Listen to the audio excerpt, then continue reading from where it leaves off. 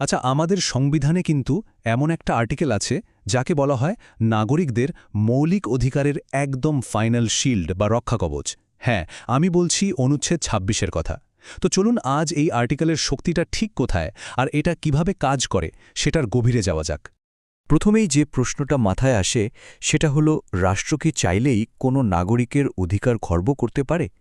মানে, সংসদ কি এমন কোনো আইন পাস করতে পারে যা আমাদের সাংবিধানিক অধিকারগুলো কেড়ে নেয়?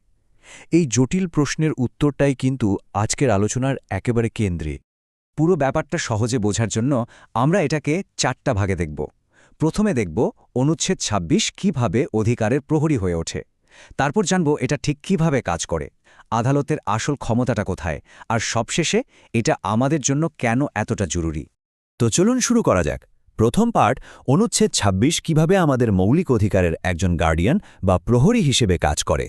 এই যে দেখুন, সংবিধানের সেই বিখ্যাত অনুচ্ছেদ ২৬। সংবিধানের ৩য় ভাগে যতগুলো মৌলিক অধিকারের কথা বলা আছে সেগুলোর সবগুলোকে রক্ষা করার দায়িত্ব কিন্তু একা এই অনুচ্ছেদের ওপর। সোজা কথায় শুরুতে যে প্রশ্নটা ছিল তার উত্তর এখানেই আছে। রাষ্ট্র মৌলিক অধিকারের সাথে ঝামেলা করে এমন কোনো আইন বানাতেও পারবে না, আবার চালুও রাখতে পারবে না। এর পেছনের মূল নীতিটাই হল মৌলিক অধিকারের সর্বোচ্চতা, মানে দেশের আর 10টা সাধারণ আইনের চাইতে ফান্ডামেন্টাল রাইটস বা মৌলিক অধিকারগুলোর স্ট্যাটাস আর ক্ষমতা অনেক উপরে। রাষ্ট্র এমন কোনো আইন করতেই পারবে না যা এই অধিকারগুলোকে ছোট করে বা কেড়ে নেয়। কিন্তু এই প্রহরী, এই গার্ডিয়ান ঠিক কিভাবে কাজ করে? চলুন এবার এর কাজের ধরনটা একটু দেখে নেওয়া যাক। দেখুন, অনুচ্ছেদ ২৬ কিন্তু দুইভাবে কাজ করে। এর দুটো ক্লজ আছে। ১ নম্বর ক্লজ বলছে, সংবিধান চালু হওয়ার আগে যত আইন ছিল তার মধ্যে যেটা যেটা মৌলিক অধিকারের সাথে মিলবে না সেটা বাতিল। সিম্পল। আর ২ নম্বর ক্লজটা হলো ফিউচারের জন্য। এটা রাষ্ট্রকে বলে দিচ্ছে এমন কোনো নতুন আইন বানানো যাবে না যেটা মানুষের মৌলিক অধিকার কেড়ে নেয়। যদি বানানো হয়ও সেটাও বাতিল বলে ধরা হবে। মানে অতীত আর ভবিষ্যৎ দুটোই লক। তবে যে কোনো ভালো গল্পের মতোই এখানেও একটা টুইস্ট আছে। অনুচ্ছেদ ২৬-এর এই যে বিশাল ক্ষমতা, এরও কিন্তু একটা ব্যতিক্রম রয়েছে। আর সেই ব্যতিক্রমটা হল এর ৩ নম্বর ক্লজ, মানে ২৬-এর ৩। এখানে পরিষ্কার বলা আছে যে এই নিয়মটা সংবিধান সংশোধনীর ক্ষেত্রে খাটবে না। এর মানে কি? মানে হল, সংসদ সাধারণ আইন বানিয়ে মৌলিক অধিকার বদলাতে পারবে না ঠিকই, কিন্তু সংবিধানের ১৪২ নম্বর অনুচ্ছেদ ব্যবহার করে পুরো সংবিধানটাই সংশোধন করে ফেলতে পারে। আর এটাই কিন্তু একটা সাধারণ আইন আর একটা সংবিধান সংশোধনীর মধ্যে আকাশ-পাতাল পার্থক্য। ঠিক এই পয়েন্টেই বিচার বিভাগের এন্ট্রি হয়। সংসদ আর সংবিধানের এই জটিল সম্পর্কের মধ্যে আদালত কিভাবে একটা ব্যালেন্স তৈরি করে, চলুন সেটাই এবার দেখি। এই ক্ষমতার একটা গালভরা নাম আছে, বিচার বিভাগীয় পর্যালোচনা বা জুডিশিয়াল রিভিউ। অনুচ্ছেদ ২৬ আসলে হাইকোর্ট বিভাগকে এই অসাধারণ ক্ষমতাটা দেয়। এই ক্ষমতা ব্যবহার করে আদালত যে কোনো আইন বা সরকারি অর্ডারকে যাচাই করে দেখতে পারে যে সেটা মৌলিক অধিকারের সাথে ঠিকঠাক আছে কিনা। যদি না থাকে, আদালত চাইলেই সেটা বাতিল করে দিতে পারে। তাহলে প্রশ্নটা আবার সেই আগের জায়গায় ফিরে এলো। যেহেতু সংবিধান সংশোধনীর ওপর অনুচ্ছেদ ২৬ কাজ করে না, তার মানে কি সংসদ চাইলে পুরো সংবিধান বদলে দিয়ে যে কোনো মৌলিক অধিকার কেড়ে নিতে পারবে?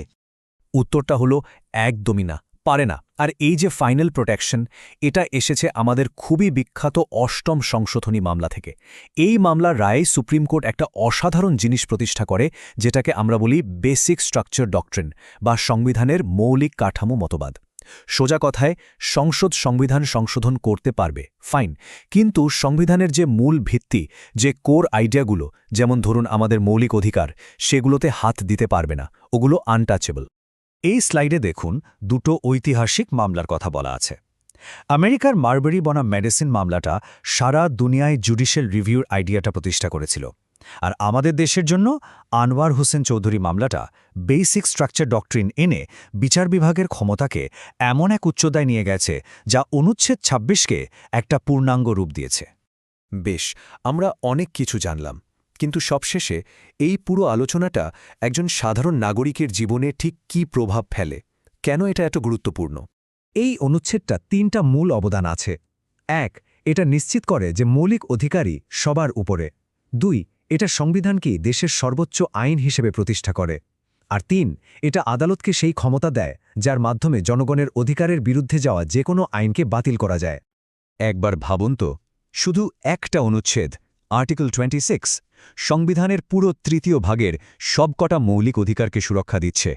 বেঁচে থাকার অধিকার থেকে শুরু করে কথা বলার স্বাধীনতা পর্যন্ত সবকিছুর প্রহরী হিসেবে একাই দাঁড়িয়ে আছে এই একটি অনুচ্ছেদ।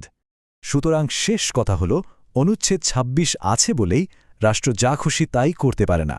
এটাই আমাদের সংবিধানের সেই ঢাল যা নাগরিকদেরকে রাষ্ট্রের ক্ষমতার অপব্যবহার থেকে বাঁচায় আর একটা সত্যিকারের গণতান্ত্রিক পরিবেশ নিশ্চিত করে।